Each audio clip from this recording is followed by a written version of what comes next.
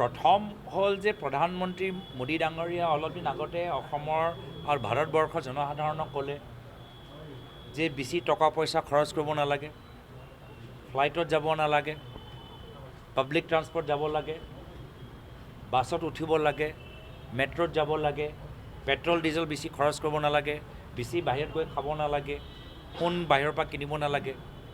কিন্তু তেওঁলোকৰ যেতিয়া কামখিনি আমি চাওঁ, সেই পৰামৰ্শ যে চৰকাৰে নিজে পালন কৰিছে তেনেকুৱা নালাগে। তেতিয়া আমাক লাগে যে এইবোৰ যে কথা প্ৰধানমন্ত্ৰী মোদী ডাঙৰীয়াই ক'লে, এইখিনি মাত্ৰ ৰাইজকহে টাৰ্গেট কৰি কৈছে। তেওঁলোকৰ ওপৰত এইখিনি কথাবোৰ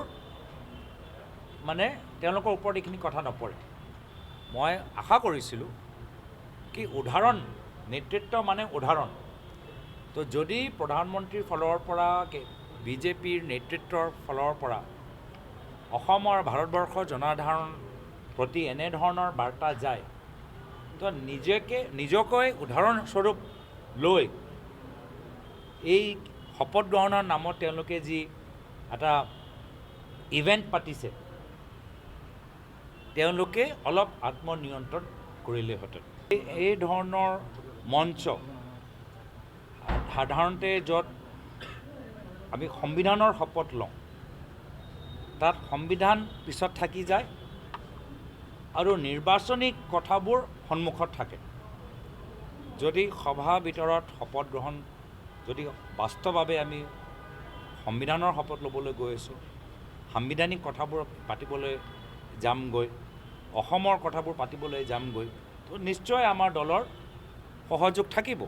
আৰু আমি আগতেও কৈছোঁ যে য'ত চৰকাৰক সুপৰামৰ্শ দিব লাগে, আমি বিৰোধী দল হিচাপে সুপৰামৰ্শ দিম।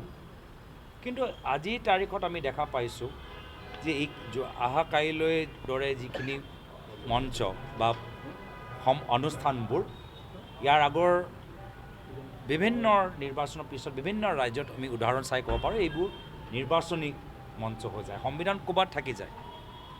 তো সেইকাৰণে বিৰোধী দলৰ আমি বিজেপি দলৰ নিৰ্বাচনী অনুষ্ঠানত আমাৰ অংশীদাৰ হোৱাটো উচিত নহয়।